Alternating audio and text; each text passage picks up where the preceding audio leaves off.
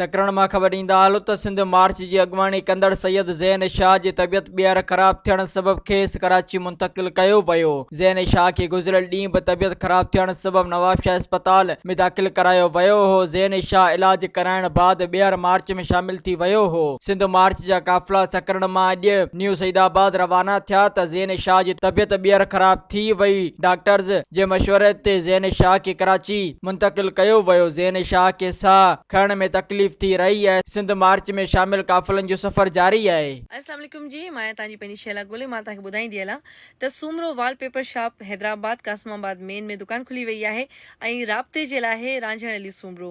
जीअं तव्हां पंहिंजे घर में वॉलपेपर्स वग़ैरह लॻारायो था या डेकोरेशन जो खोड़ सारो कमु करारायो था त यकीनन नंबर ते तव्हां राब्तो मज़ीद ख़बरनि ऐं तफ़सीलात लाइ विज़िट कयो असांजी वेबसाइट www.awamiNewsHD.com ऐं ॾिसंदा रहो अवामी न्यूज़ HD।